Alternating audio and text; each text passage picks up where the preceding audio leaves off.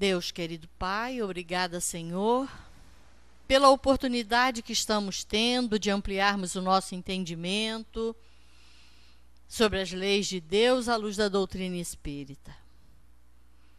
Que possamos valorizar esse aprendizado, procurando vivenciá-los no nosso dia a dia. Que a nossa irmã, que fará uso da palavra, receba a inspiração desses amigos espirituais que, por certo, aqui se encontram. Obrigada, Senhor. Graças a Deus e que assim seja. E com vocês, já está? Celi Machado. Nós estamos entrando no assunto sobre penas temporais, né? A gente está penas eternas, a gente já passou aí por uma série de conhecimentos que a doutrina nos oferece. Hoje a gente vai começar aí nas penas temporais. Primeiro a gente define o que é pena, o que é pena, né? Vamos lá. O que é pena? Que a gente ouve muito essa questão. Foi penalizado, são penas eternas, penas temporais. O que é pena? Então vamos analisar aqui, ó. Está no dicionário, né? Sanção aplicada como punição ou como reparação por uma ação julgada repreensível. Aí, ó, castigo, condenação, penitência, sofrimento, aflição. Não é bom, né? Tem nada aqui bom, ó. Né? Então, o tempo todo recebendo essas penas, não é bom, a gente sabe que não é, sofre, né? Principalmente aqui embaixo, ó, sofrimento e aflição, penitência que muitas vezes a gente mesmo se impõe, o que é saudável, né? Logo a seguir esse assunto, vem a questão da expiação e arrependimento, seguindo essa parte de penas temporais. E faz sentido, como a gente já falou, Kardec, ele foi fazendo as perguntas numa sequência. Tanto que quando a gente aqui recomenda o estudo de O Livro dos Espíritos, a gente sempre fala para a pessoa, isso não é um romance, né, para a gente pegar lá na primeira página, ler até o fim e pronto. Não, o Livro dos Espíritos é um livro de consulta, né, é um livro de aprendizado das revelações do mundo extrafísico, né, daquela situação. É como o microscópio que revelou o mundo dos infinitamente pequenos. A doutrina dos espíritos, o livro dos espíritos, funciona como um telescópio gigantesco aí, revelando para a gente, né, o mundo que os nossos olhos físicos não veem. Então, a gente está acostumado a vivenciar situações. A gente, o tempo todo, né, a gente faz perguntas, faz questionamentos, a gente indica o Livro dos Espíritos, mas avisa, ó, é um livro de consulta que não tem, né, na necessidade de início, de ser lido do início ao fim. Procura lá no índice, lá, o assunto que mais interessa, que mais você quer respostas para ele. Vai lá. Aí você mesma vai sentir necessidade de procurar um pouquinho antes, porque Kardec, quando escreveu, quando ele codificou a resposta dos espíritos, ele fez de forma que tivesse uma sequência de perguntas que nós faríamos. Tanto que quando a gente está lendo aquilo ali, a gente vai num assunto que interessa, lê a pergunta e lê a resposta, sem ver a próxima pergunta, a gente já está formulando aquela pergunta para nós mesmos. Porque ele fez esse trabalho, ele foi muito detalhista nisso aí. Começou com o que é Deus, que é a pergunta básica, né? Mas não colocou o pronome quem. né? Ele não colocou esse, porque personifica, dá uma ideia de alguém, de alguma pessoa. Ele perguntou: o que é Deus? O que é isso, né? O que é essa coisa tão grande, tão grandiosa que falam, que criou o universo, né? Então ele começou aí. Aí ele foi lá, 1019 questões sobre essas questões todas que a gente pergunta o tempo todo, da destinação do homem, da vida material, da vida espiritual, e assim foi. Então a gente tem essa necessidade de logo procurar uma outra questão que começa a ser formulada na nossa cabeça quando a gente começa a consultar o Livro dos Espíritos. Aí o que a gente faz? Vai lá do início e segue. Né? Então, isso é que é legal, porque você começa a ver a importância de saber o que tem antes para chegar àquela conclusão ali daquilo que a gente foi buscar. E aí a gente começa, salpica aqui, salpica ali, dali a pouco a gente estudou o livro inteiro. Porque comigo, pelo menos, foi assim. Né? Eu fiquei, assim, não vou dizer fascinada, porque esse não é o objetivo do Espiritismo, né? Mas eu fiquei encantada quando comecei a ter contato com aquilo ali, porque começou a vir uma série de coisas que eu já imaginava, que eu pensava, mas não tinha encontrado, né, essa coisa escrita para validar aquilo que eu pensava. Então, para mim, foi assim uma bênção muito grande, e eu fiquei realmente encantada com o Livro dos Espíritos. E depois, logicamente, além daquelas perguntas ali, começaram a chegar outros questionamentos que eu não encontrava lá. Porque o Livro dos Espíritos é um resumo da doutrina dos Espíritos, né? Que depois Kardec foi desenvolvendo nos outros. Aí fez aí o Pentateuco Espírita, desenvolvendo a parte religiosa no Evangelho, desenvolvendo a parte científica no Livro dos Médiuns, a filosófica na Gênese, e arrematando, né, com aquela maravilha da justiça divina, das penas, recompensas e tudo, está lá no Céu e o Inferno, que é um grande livro. Então a gente começa a gostar, né, daquilo que está vendo, que está tendo contato, e começa a analisar e ver, né? Alguns, não, é exatamente isso que eu penso. Outros, não, isso aí não dá para mim não. Isso aí é coisa de eu não acredito, não. Aí vai procurar numa outra filosofia encontrar-se com o seu Criador, né? Que está presente em todas as religiões. Mas o que são penas temporais? É tudo isso que está aqui por algum tempo.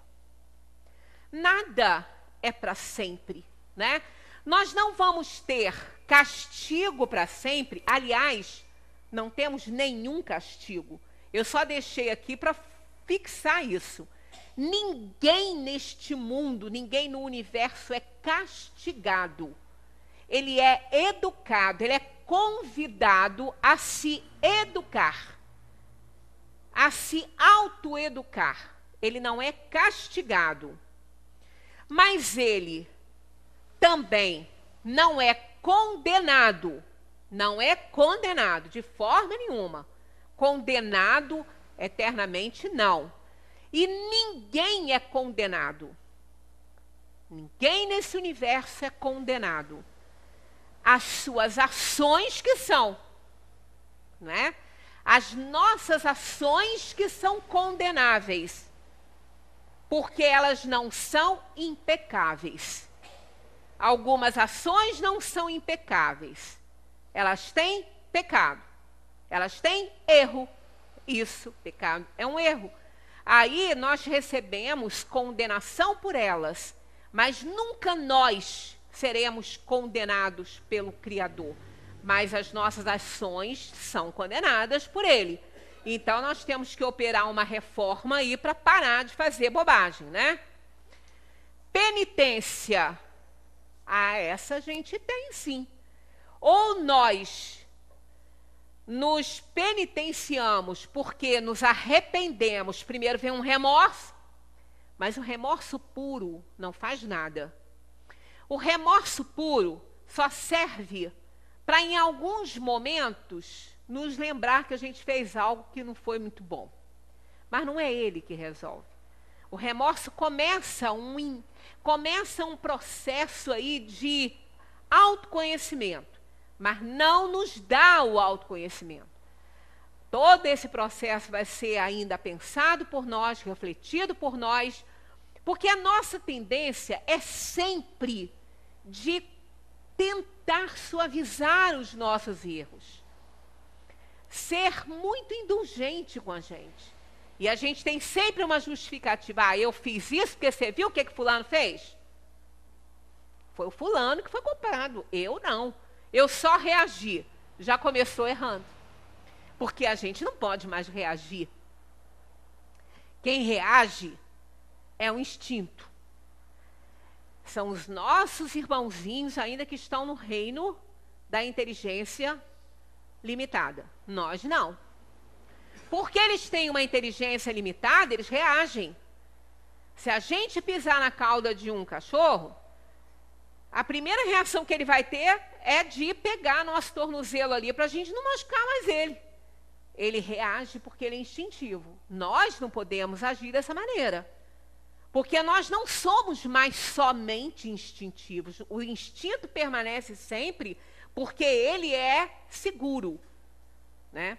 A nossa razão é mesclada pela inferioridade. Então, ele vai sempre suprir as falhas da nossa razão. Por isso que ele permanece conosco por todo o sempre. Mas ele não é mais o que coordena as nossas ações, porque elas precisam ser pensadas e calculadas. Então, nós não podemos mais reagir. Então, a gente já começou errando, dizendo que reagiu ao outro que nos fez algo e a gente não gostou. Já começou errando aí. Então, nós não podemos ficar pautando a nossa ação, a nossa vida, por conta do que os outros fazem ou falam. Não, de jeito nenhum. Ele é ele pode fazer o que ele quiser. Ele pode jogar quantas pedras ele quiser. Eu fico na frente se eu quiser também. Né? Eu posso pegar todas e devolver. Ou então me esquivar e deixar que elas sigam o rumo delas. Ninguém é obrigado a receber presente de ninguém. Né? Seja ele bom ou ruim, ninguém é obrigado a receber. Então a gente tem que pensar que nós somos os únicos responsáveis. E quando a gente começa a pensar nisso, a gente se aplica essa penitência. Não precisa nem ser ninguém, a gente se aplica. Aí, logicamente, que vem o sofrimento e a aflição. O sofrimento vem por conta desse reconhecimento. E o remorso inicia isso.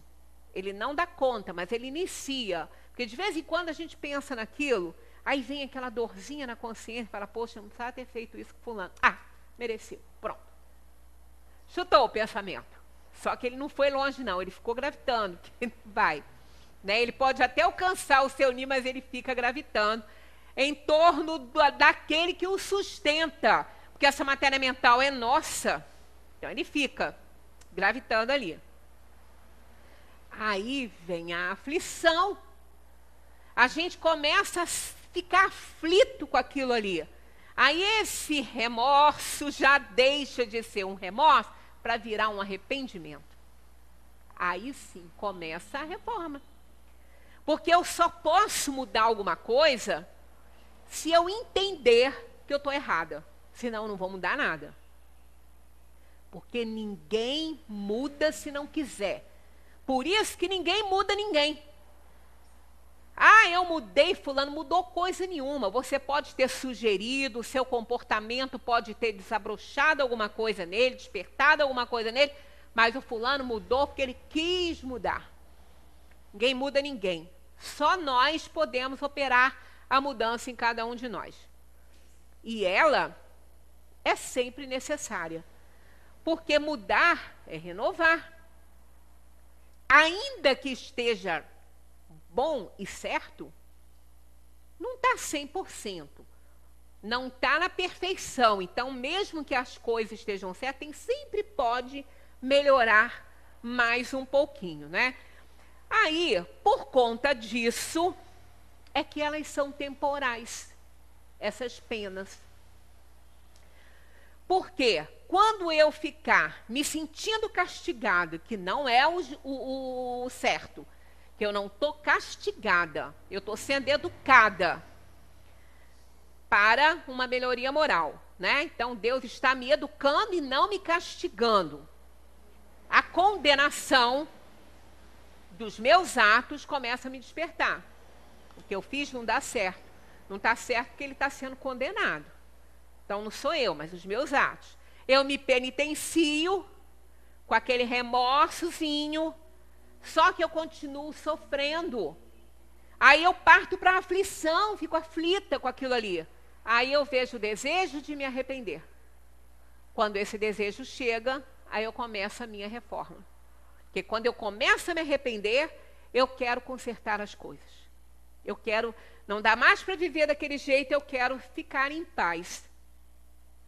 E é aí que começa o processo de recuperação. Então, por isso que essas penas são temporais. Elas vão durar o tempo que durar o meu processo de aprendizado e de reconhecimento do erro e restauração do erro. Porque o arrependimento não sozinho não faz nada. Eu preciso me arrepender, reconhecer que errei, através do remorso que me lembrou isso, aí sim eu vou consertar minha situação. Se eu já puder fazer isso nessa vida, ótimo. Se não, farei nas próximas que Deus me der para viver, né? Na 983, os espíritos dizem: reencarnada, a alma encontra nas tribulações da vida o seu sofrimento. Pode reparar, ninguém está totalmente feliz nesse mundo, né? Como a gente entende o conceito de felicidade. Jesus sempre falou, a felicidade não é desse mundo, e não é mesmo. A gente vê que nós temos muitos sofrimentos, muitos temores, muitas causas de aflição, né? Mas tudo por conta dessa pena temporal, por conta dos nossos erros passados que nos infligiram penas, ainda que temporais. Aí eles dizem, mas apenas o corpo sofre materialmente. Realmente, corpo morto não sente dor, né? Corpo morto não sente dor. Ah, se eu for cremada, eu vou sentir dor? Não. Como se você fosse queimada viva? Não. Porque esse corpo está morto. O perispírito não aciona com os seus fluidos os filamentos nervosos desse corpo. Ele não tem dor, ele não tem sensação mais. Mas acontece que nós somos um conjunto aí, espírito, perispírito e corpo. Então, o que acontece? Qual é a função do perispírito? É levar para o corpo as impressões do espírito, aquilo que ele tem de impressão, leva para o corpo, transforma isso nas sensações através do acionamento dos filamentos nervosos, que é o trabalho do perispírito, e leva, né? Então é um caminho, no sentido como se fosse um sentido horário, setinhas para baixo, do espírito para o corpo, leva as impressões para o corpo, elas se tornam sensações que são devolvidas para o espírito. Então, ele não sente dor, mas a sensação que está ali, que deveria ser uma dor num corpo morto que não tem mais sensação nenhuma, devolve para o espírito novamente uma certa forma de impressão, que fica naquele círculo energético. Então, como não tem mais filamentos nervosos no corpo, ele não vai ter mais sensações. Como o perispírito não atua mais, materialmente ele não tem sensação. Mas como ele pode ainda estar ligado ao corpo físico, o espírito vai ter impressões, não sensações, mas as impressões daquilo que seria a sensação do corpo. Então, tudo que acontece no corpo reflete na alma. Você vai sentir, então, as dores da cremação? Não. Mas vai sentir impressões desagradáveis? Se estiver ligado ao corpo, provavelmente. Vai.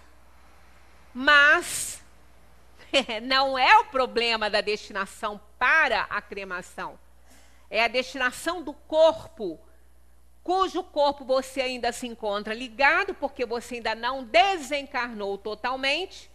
Por isso que você recebe as impressões pelo perispírito, que não raciona mais as sensações do corpo, mas está ligado ao espírito, levando impressões.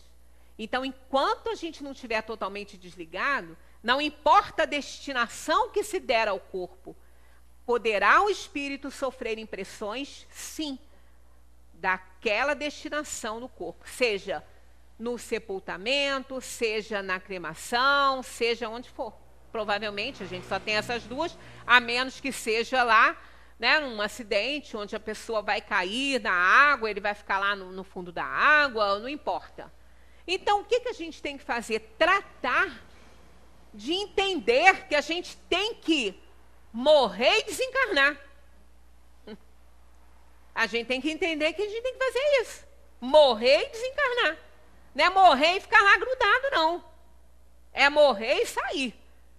Não é tão simples assim, mas se a gente passa uma vida compreendendo que não somos daqui, que esse corpo é uma vestimenta, é temporário, assim como as aflições são temporárias, o corpo também é, a gente não vai ter muita dificuldade, não. Né? Assim, as penas são temporárias. Por causa dos nossos erros, o apego também é temporário. Então, quanto mais a gente trabalha em espiritualidade, mais a gente se isenta das penas temporais, mais curtas elas vão ficar, né? E mais nós vamos nos soltar e não vamos ter tantas aflições quanto a gente arruma para a gente mesmo, né? Dizeis em geral que o morto já não sofre mais. Será? Olha só. Mas isso nem sempre é verdade. Nem sempre é verdade. A começar pelo que eu já acabei de falar. Por ele estar apegado ao corpo. Não é o corpo que está sentindo as aflições mais. Porque o corpo está morto. Aqui, ó. O corpo sofre materialmente. Não tendo mais vida, ele não tem mais um sistema nervoso atuando para ele sentir dor. Então ele sofre só o que enquanto ele está vivo. Morreu, ele não sofre mais. Mas aqui está, ó. Nem sempre é verdade que o morto já não sofre mais. Pode sofrer desde o momento da morte do corpo, não havendo a desencarnação, como também havendo a desencarnação completa, corpo, ele nem dá mais importância, aí é que vem o sofrimento real, que é o sofrimento causado pelas dores morais. Essa é que dói. Porque a gente pode ver, se a gente fizer uma bobagem e sofrer, né, os efeitos do que a gente fez, seja qual tenha sido a nossa atitude, a gente sempre dá aquele exemplo ali da indisciplina, né? Seja qual for a indisciplina oferecida ao corpo, excesso de trabalho, poucas horas de sono, alimento errado, e a gente dá aquela sobrecarga no corpo, aí passa mal, adoece, às vezes adoece mesmo, né, com uma doença séria, provocada pelos nossos vícios, né?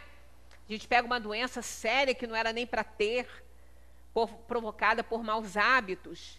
Aí vem o efeito do remédio, que vai de um simples analgésico até a morfina. Aí ameniza a dor. Se ela não passar, ameniza a dor. E a gente consegue até dormir, a gente consegue descansar. Não precisa nem tanto, né? Ir lá para uma doença grave, não. Vamos para um simples distúrbio digestivo, que às vezes é extremamente incômodo, principalmente se a pessoa precisa sair da cidade, precisa viajar, né? Aí você toma um remédio, você melhora. Melhora do efeito físico, mas a dor moral está ali, principalmente se você, por conta disso, perdeu um compromisso importante. Aí vem a dor moral. Para que eu fiz essa besteira? Eu sabia que não podia comer isso. Para que eu fui fazer isso? Olha a encrenca que eu arrumei para mim. Né? Quando às vezes você perdeu uma coisa importante. Aquela dor que fica ali por conta do nosso arrependimento, essa não tem morfina que resolva. Vai ficar batendo. Quando ela bate muito a ponto da gente não fazer novamente, é ótimo. Mas às vezes a gente faz. Né? Paulo sempre recomenda a ler a sua afirmativa, né? O bem que quero não faço, mas o mal que não quero, esse faço. Ele já dizia isso. E é a gente também. A gente quer fazer as coisas direitinho, a gente quer se disciplinar, quer fazer tudo direitinho, mas parece que não dá certo. Aí a gente vai e faz o que não é para fazer. Tem consequência, não tenhamos dúvida. Então esse negócio de falar assim, depois de uma longa doença, às vezes, né? Um estado patológico longo, aí morre. Aí a gente escuta essas coisas lá, as pessoas orando na vigília do corpo. Ai, ainda bem que ele descansou. Estava sofrendo demais. A gente fica quieto, né? A gente não pode falar nada, senão é posto para fora da capela, né? Porque você vai virar para o filho do moço e falar, minha filha, não confia nisso não. Ele vai continuar. Deus me livre. Eu sempre conto uma coisa de uma pessoa aqui da casa que foi colocada para fora de uma capela. Porque foi consolar a filha da senhora que tinha morrido. E elas, diante do corpo da mãe, eu começo a rir, porque quando ela começou a me contar isso, eu comecei a rir sem parar. Aí ela, você está achando isso engraçado? Eu falei, muito. Eu estou achando muito engraçado. Se eu tivesse visto essa cena, então, eu ia morrer de rir. Ia ser enterrada junto com a morta lá, porque a cena deve ter sido muito engraçada. Sofrida para quem passou, né? Mas ela foi consolar e falar, mas a morte não existe, você tem que ver. Ela continua vivendo e ela diante do corpo da mãe. Para quê, né? Ela foi colocada para fora da capela. Então, a gente fica quietinho porque ninguém precisa de ouvir isso. Né? Ninguém precisa de ouvir isso no seu momento de dor, de desespero. Isso a gente está ouvindo aqui, que a gente está estudando. Agora, vai falar isso para a pobre criatura que está lá diante do corpo da mãe? Aí eu falei, você me desculpa, mas ela teve toda a razão. E deve ter sido uma coisa engraçada. Ela falou, olha, eu não sabia depois se eu ria ou se eu chorava. Eu falei, viu? Ó, é engraçado. Então, a gente empresta o ombro e deixa a pessoa chorar. E pede ajuda a Deus para fortalecer. E deixa esses conceitos para depois, né? É igual aquele outro que vai lá, você vai lá fazer a homenagem e aquele corpo que vai ser cremado, você fica ali para a pessoa que está... Olha, se ele estiver ligado ao corpo, ele pode sentir. Jesus Cristo, que essa criatura morda essa língua. Enche, para não poder falar. Né? Porque essas coisas não podem ser faladas assim. Não é igual, quer dizer, a gente sabe, aprende na doutrina espírita que nem sempre o morto já não sofre mais. Ele só não vai sofrer os efeitos materiais, porque esse daí não tem jeito, não vai. Mas os morais, ele vai. Todos nós vamos. 80% talvez da humanidade aqui desse planeta vai. Por quê? Somos espíritos inferiores. Nós viemos para cá para provar e expiar. E nem sempre a gente cumpre 100% das nossas tarefas. Então, com certeza, a hora que nós partirmos daqui, a gente terá muito do que se arrepender. Poderemos ter muitas graças pelo bem que possamos ter feito, mas alguns arrependimentos nós vamos ter, porque nós não somos perfeitos, a gente não é ainda um espírito superior. Nós somos espíritos inferiores e temos aquelas paixões ainda nos controlando. Então, claro, uns vão reconhecer, vão se arrepender mais do que outros, e assim vai. E a durabilidade desse arrependimento vai estar na razão da sinceridade desse arrependimento, para a pessoa, então, compreensiva de tudo que ela fez, né? Ela estipular um plano melhor para ela fazer o resgate dela. Agora, não vamos achar, porque que morreu, que descansou. Nós estamos voltando para casa. É como aquela pessoa que foi fazer uma viagem grande para fora do seu país, e é cansativo, até porque a pessoa, às vezes, ela quer aproveitar o máximo do tempo. Aí ela passa um dia tentando ver o maior número de coisas que ela deseja, e anda muito. Aí não come muito bem, porque não dá nem tempo, e ela está aproveitando. Conclusão, quando ela volta, ela quer um spa. Ela foi fazer uma viagem para descansar, né? Para desanuviar dos seus problemas. Quando ela volta, ela quer um spa. Ela quer sentar, ela quer botar os pés para cima, ela não quer sair de casa durante um tempo, ela quer descansar, porque ela está extremamente cansada, com olheiras, porque não dormiu direito, porque viajou não sei quanto tempo, e o fuso horário. É mais ou menos isso. Né? Ela fez uma viagem para ficar legal, mas quando volta ela quer descansar. Então, é assim que acontece com a pessoa que partiu. Nem sempre ela vai conseguir descansar, a menos que ela tenha aproveitado o tempo dela dentro de uma disciplina, dentro de uma obediência, dentro de uma racionalidade associada ao sentimento, para ela não errar tanto. Aí sim, ela vai chegar do outro lado descansada. Né? Ela vai chegar do outro lado sem ter se excedido em nada, então ela vai ficar com a alma lavada, limpa, satisfeita. Mas isso não é muito comum nos espíritos encarnados em mundos de provação e expiação. Aí as penalidades são como acontece aqui na Terra. A pena é temporária. Uns vão reconhecer mais rápido os seus erros, vão parar de se penitenciar, vão parar com as aflições. Por quê? Porque está chegando o momento do resgate. Então, não fica aflito mais, porque já está com a passagem na mão.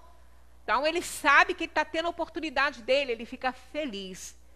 Aí vem para a Terra com aquelas escolhas que, né, foram feitas por ele, ou aceitou por imposição, por falta de conhecimento para poder decidir sua vida, e aí vem feliz para cá. Só que é uma viagem muito incerta, porque o espírito vem para o mundo material, ele não tem certeza se ele vai conseguir resgatar tudo. É muito difícil a gente conseguir resgatar tudo, mas também é muito difícil voltar sem resgatar nada. A gente fica aí, né, tentando, fazendo o melhor que a gente pode fazer para dar certo. Agora, não vamos achar que só porque nós vamos passar para o outro lado, que nós vamos descansar. Não, nós vamos, muitas vezes, ficar até mais cansado ainda quando a gente começar a ver tudo que fez que não foi certo, o certo que deixou de fazer. Isso tudo vem à tona, porque a gente não tem mais o corpo, né, para nos influenciar e camuflar nossos pensamentos.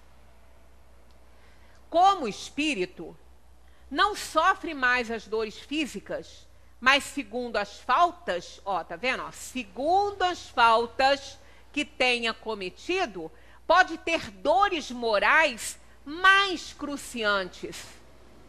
E numa nova existência, pode ser ainda mais infeliz. Pois é.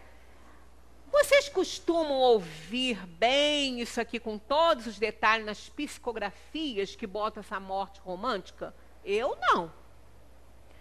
Tanto que quando eu li algumas antes de conhecer o Espiritismo, eu falei, gente, não pode ser tão simples assim morrer. Não pode ser tão simples, tão fácil. Né? Não pode ser, não entra na minha cabeça. Aquele que gosta da sua vida, aquele que gosta de estar aqui, seja tão simples assim. Né? Isso era um ponto de interrogação quando eu via aquela maravilha, né? Que eu nunca quis ir por causa disso, não, porque eu não acreditava naquele romantismo todo, né? Aí, quando eu conheci a codificação, que eu fui para lá procurar no livro O Céu e o Inferno, a situação é que eu vi. Aí eu concordei. Porque a gente fica pensando, vamos analisar, né? A gente tem que questionar. Por que a morte traria descanso, alegria, bem-estar, felicidade para a maioria das pessoas? Por quê? E os erros cometidos aqui? E os danos causados pelos nossos erros? E o mal gerado pelo bem que a gente não faz? Isso não tem mas o Cordeiro de Deus tirou os pecados do mundo. Eu falei, botou aonde? Os meus ele deu para quem? Isso era incoerente para mim, totalmente. Eu falei, não está certo, não pode ser. Eu não posso fazer uma vida de erros e depois me penitenciar e ponto final. Não está certo. E esse romantismo todo, quando sair daqui, não pode ser igual para todo mundo, de jeito nenhum. Não pode ser aqueles que se esforçam no bem.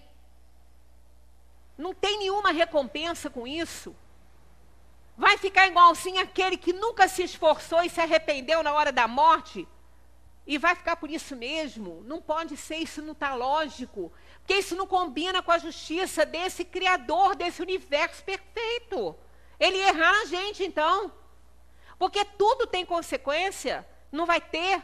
Os meus erros não vão ter consequência, não vão. Então eu posso fazer. Eu posso viver de acordo com as minhas conveniências, porque eu não vou pagar por isso. Não é bem pagar, né? Não é pagar. É resgatar, é entender, é compreender que errou. Então tem algo mais.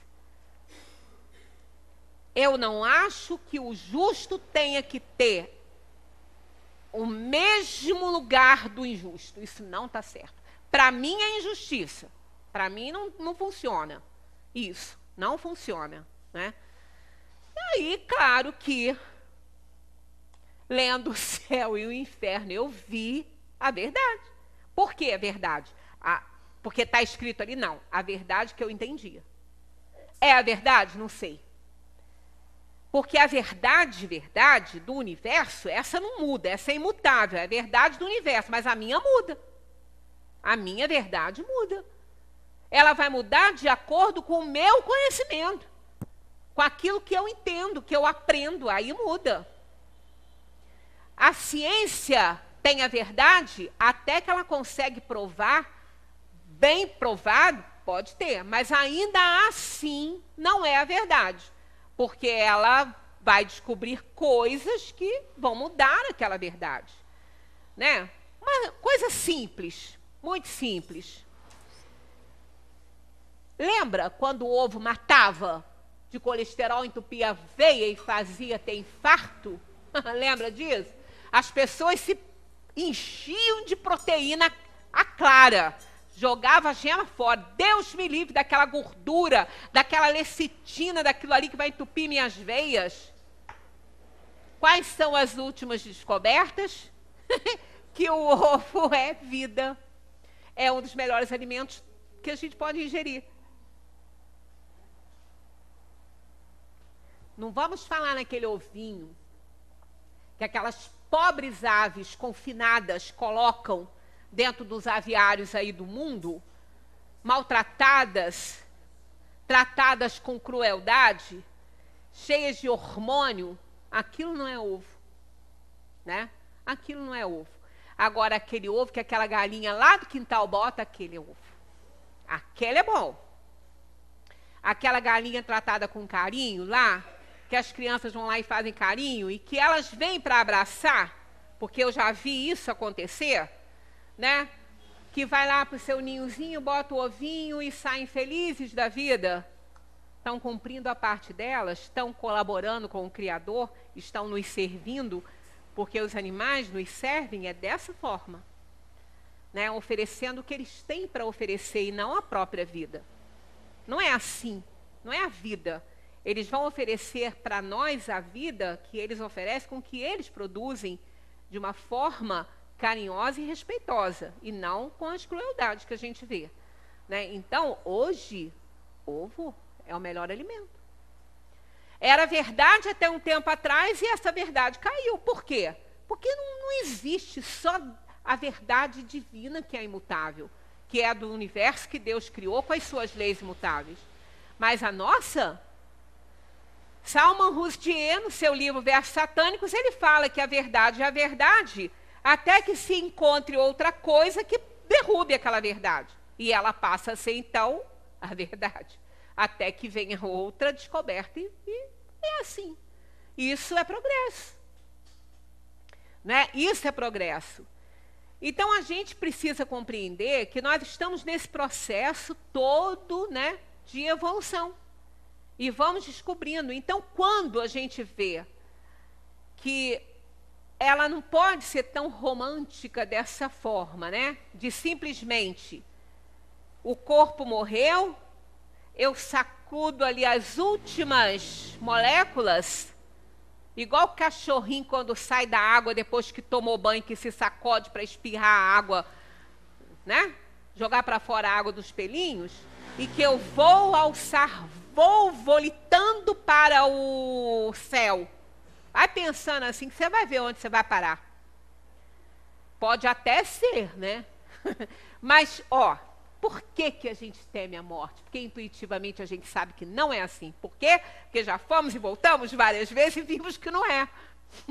A gente sabe que não é. Por isso que a gente tem medo dela, né? Porque a gente sabe também que não dói, porque já passou por essa experiência várias vezes, mas a dor moral, essa existe. Então, tá aí, ó. Como espírito, não sofre mais as dores físicas, mas segundo as faltas que tenha cometido, pode ter dores morais mais cruciantes. E numa nova existência pode ser ainda mais infeliz. Por isso que esse negócio de deixar para a próxima não é uma boa ideia. Não é uma boa ideia deixar para a próxima. É igual assim, deixar para tirar o lixo grosso da casa na próxima faxina. Bota debaixo do tapete.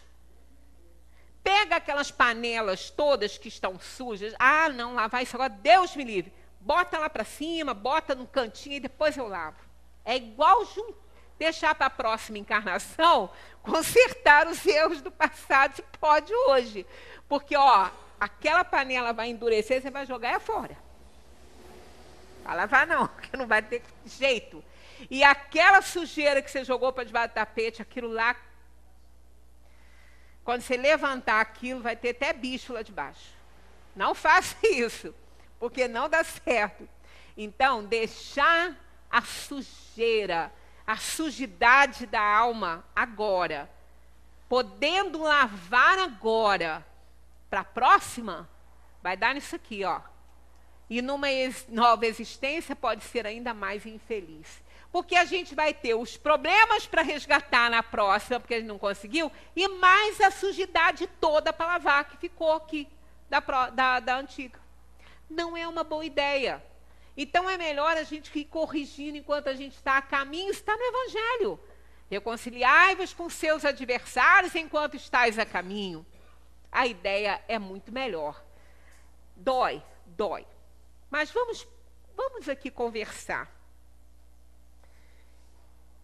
Qual benefício a gente consegue de graça, sem nenhum esforço? Que eu saiba, nenhum. Porque se eu não tiver vontade de me esforçar, eu não levanto da cama. Eu não levanto da cadeira. e nem me alimento, porque eu tenho que fazer levantamento de garfo. Porque a comida não vai pular para minha boca, de jeito nenhum, não é? Aí vai a criatura para um nutricionista. Falo em causa própria? Aí vai. Aí ela dá aquela notícia maravilhosa, lendo o cardápio que ela vai te entregar. Nessa hora você queria ser surdo, né? Mas não é, você vai ouvir, né? Aí você vai fazendo aquela carinha horrorosa na frente dela, assim, aí ela diz sorrindo assim para você, olha, mas não fica triste não, sabe por quê? Os benefícios vão ser tantos que você vai até gostar. Aí você quer matá-la naquele momento. Mas ela está falando mentira? De jeito nenhum. Você vai ter muito mais ganhos do que perdas. Primeiro, o que você vai perder só te faz mal. Só te faz mal. Por isso que está saindo do seu cardápio. Se fizesse bem, não ia sair. Por que os legumes e as verduras não saem? Eu sempre pergunto isso para elas. Por que a legume e verdura não sai desse cardápio? Pois é, né? Porque se você tivesse isso no seu cardápio, você não estava aqui. Não é verdade? Aí você vai ficar com ódio mortal da pobre que está lá tentando te ajudar? Não. É assim na vida, né? Os espíritos apresentam a dor e o sofrimento que você escolheu para você ter um ganho maravilhoso. Qual vai ser esse? Saldar a sua dívida. Quem não quer saldar uma dívida? Ai, quem não quer? Ah, mas para você saldar a sua dívida, aquela que você fez lá no banco, que está crescendo, que está geometricamente, você tem que trabalhar mais. Se você tem que, as suas horas de descanso, você vai ter que trabalhar para você ganhar mais. Você não vai conseguir saldar. Aí, a princípio, você fica com aquela carinha, né, da pessoa na frente lá da nutricionista. Depois você entende que você tem que ganhar mais, você tem que trabalhar mais. Então, você está perdendo horas de sono, você está perdendo um monte de coisa boa, mas e os ganhos? Você vai ganhar para saldar a sua dívida, aí você vai saldar essa dívida, igual que você vai levar aquele papelzinho horroroso para casa com aquele cardápio horrível, vai fazer, vai reclamar, e depois vai ficar feliz da vida, porque você vai ter ganhos maravilhosos. Fala. Você falou de dívida, eu lembrei da oração do Pai Nosso, que a gente se engana. Ah, e como se engana? Mentira pura. Claro que sim, claro que sim. É igual aquela pessoa que está diante do amor da sua vida, doente, e você está pedindo a Deus, e você ora o Pai Nosso. Com a fé que ele vai ficar bom, só que você esquece que você está falando assim, seja feita a vossa vontade, assim na terra como no céu. Aí a criatura dá o último suspiro. Aí você, que pai é esse? Eu rezando para ele ficar bom. Não, você não pediu isso, você pediu para que fosse feita a vontade do Pai, e foi feita, né? Então, esse que é o problema. Sabe o que é? É a coisa que sai da boca sem a análise da razão associada ao sentimento. Esse que é o problema. Todos os nossos males são gerados assim. Tanto que está lá no Evangelho, não é o que entra pela boca que faz mal, é o que sai dela. É isso. É simples assim, não custa muito. Mas a gente reclama o tempo todo de tudo. Tudo está ruim, né? As melhores coisas acabam ficando ruins também, porque pode acabar e depois eu não ter mais essas alegrias. E daí? É assim mesmo. Esse é o comportamento do pessimista. Ele quer continuar pensando em desgraça. Porque se ele pensar em coisa boa e conseguir essa coisa boa, e se essa coisa boa acabar? Eu prefiro nem ter a coisa boa. É assim, né? Não pode ser, gente. A vida, ela é constituída das coisas boas e ruins. E a gente só conhece o que é bom porque conhece o que é ruim. São antíteses necessárias para a gente compreender. Quando o mal chega a um extremo, está no livro dos Espíritos isso. Quando o mal chega num extremo, você reconhece a necessidade do bem.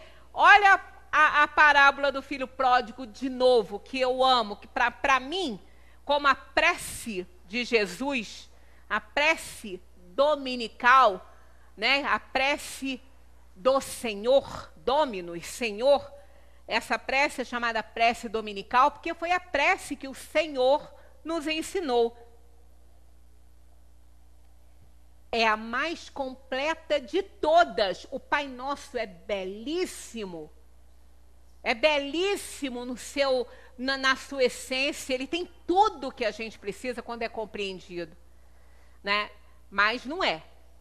Por nós, ele não é, né? Mas ele tem tudo.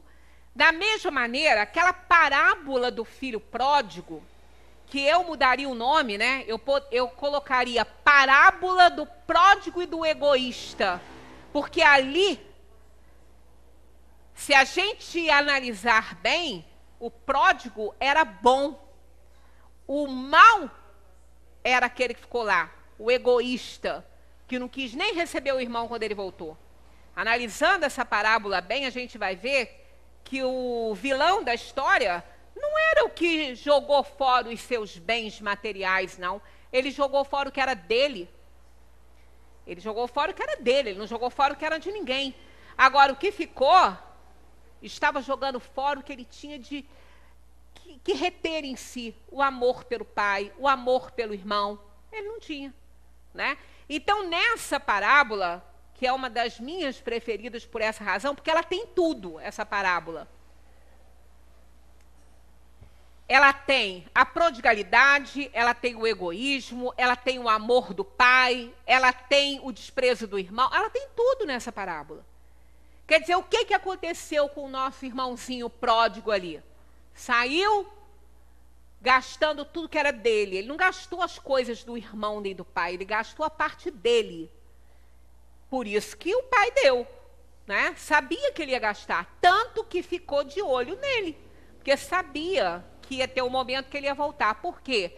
Ele ia fazer tanta bobagem, que ele ia fazer tanto mal a si mesmo, que quando ele tivesse no máximo, cairia a ficha dele, ele estaria no fundo de um poço que não tinha mais por onde escapar, ele iria ter a necessidade de fazer o bem, porque conheceu o mal intenso. Aí ele ia dar valor ao bem. Então é nesse momento que a nossa ficha cai. É assim que a gente lida com a vida. A gente vai fazendo tanta bobagem, até que num determinado momento, a nossa dor fica tão grande, tão intensa, que você trocaria tudo para melhorar. Daria todos os seus bens para melhorar. Porque a ficha quando cai, a gente vê que o que vale, na verdade, é a paz de consciência. É isso que vale. E quando a gente se entrega para uma vida toda material, isso não existe. A paz não existe. A gente sofre demais. Não só quando está encarnado, quanto ao desencarnar. Porque a gente não se desliga, a gente não solta as coisas. Então aí a gente vê, quando a ficha cai, realmente você vê que a vida espiritual é aquela que importa. Aí a sua pena começa a diminuir. Você se penitencia, você se condena, aí você condena você mesmo, não é o outro. Deus não nos condena, mas nós nos condenamos. Deus condena o que a gente faz, mas nós nos condenamos, porque a gente sabe que a felicidade estava aqui e a gente deixou ela escapar. Mas aí a gente se fortalece, somos fênix, né? Nascemos das cinzas do incêndio que a gente provoca na própria alma. Aí a gente se ergue, se levanta, agradece a oportunidade de ter conhecido o mal, porque aí agora vou fazer direito às coisas, porque somos imortais, né? Temos ali, ó, novas existências, e nem todas precisam ser piores, apenas existências que nos deem oportunidade de resgatar nosso passado delitoso. Não precisa ser tão ruim, né? A nossa vida é muito boa. Se nós formos olhar, tem pessoas sofrendo muito nos seus resgates. Tem muito sofrimento por aí. A gente não pode reclamar de nada, nós não temos problemas. Nós não temos, o que a gente tem é o que a gente precisa, mas diante de determinadas dores que a gente assiste as pessoas passarem, toma ciência, a gente é feliz, muito feliz, né? E a gente precisa ser grato para isso. Então, nós vamos deixar esse slide para terminar a nossa conversa de hoje, e na semana que vem, nós vamos pegar aqui, ó, o que vai acontecer, né? Quando a gente precisar de novas existências, às vezes mais cruéis. Isso aí, ó. Vamos começar desse aí na semana que vem, para a gente dar sequência ao estudo das penas temporais. Ainda bem que são temporais. Mas todas, não existe pena eterna. Porque Deus é soberanamente justo e bom, e ama todos os seus filhos, e quer todos eles juntinho dele. Muita paz para todos.